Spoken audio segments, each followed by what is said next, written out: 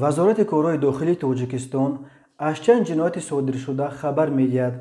وزارت میگوید یک نفر ساکن شهر بختر به شعبه وزارت کارهای داخلی با عریضه مراجعت نمود که شخصان نامعلوم شب 12 و 13 دکتر سال 2020 وارد منزل استقامتی شده هنگام خواب بودن صاحبخانه صندوق آهنین را که در داخل آن مبلغ‌های پولی، جواهرات طلایی و نقرگی، لباس‌های مردانه، حجت و شناسنامه‌ها موجود بودند تصرف نموده از جای حادثه غیب زدند. در نتیجه به جبر دیده به مبلغ 160,000 سومانی ضرر کلان رسیده است. کارمندان میلیسیا دو نفر از ساکنان شهر بختر را همچون گمانبر دستگیر نمودند. اینها عظیموف اسفندیار سال تولدش 1999 که پیشتر 2 مرتبه صعود شده است و اودینایف دولتبیک سال تولدش 2002 می باشند.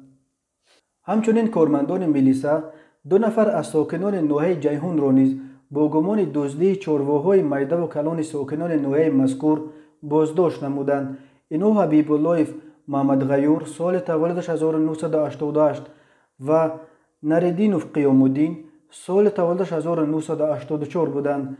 به قول وزارت کارهای داخلی گمانبران با مصلحت پیشگی شبانه غیر قانونی وارد چراگاه و منزل زیست نفرانی که در همسایگیشان زندگی میکردند و خویشان نزدیکشان به شمار میروند چارواهای خرد و میده مردم را دزدیده از جای حادثه به مکان به خودشان موافق انتقال میدهند. اینچنین از زمینهای خواجگی‌های دهقانی ساکنان ناحیه مذکور نسازهای آبکشی برقی را نیز تصرف نمودند و مبلغ بارای دزدی به دست آوردهشان را به فایده شخصی خود صرف کردند. این 2 نفر در 7 حالت دزدی گمانبر دانسته شده ضرر به شهروندان رسانیدهشان 40,000 سومانی را تشکیل می‌دهد. عین زمان وابسته به دلیل‌های مذکور نسبت گمانبر شدگان پرونده‌های جنایتی با ماده 244 کودکس جنایتی جمهوری تاجیکستان آغاز گردیده تفتیشات ادامه دارد.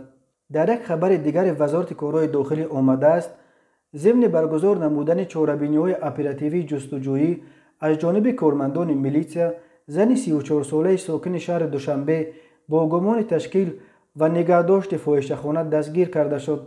نامبرده در خانه اجاره گرفته‌اش واقع در کوچه جبو رسولف پایتخت به مرد 36 ساله و زن 29 ساله ساکن شهر دوشنبه و ایثار برای علاقه جنسی نمودن شرایط معین نموده از آنها 150 سومانی مکافات پولی گرفته است. اینچنین نامبرده در خانه اجاره گرفته‌اش به مرد 34 و زن 27 ساله ساکنان پایتخت برای علاقه جنسی نمودن شرایط معین نموده از آنها 150 سومانی مکافات پولی گرفته است.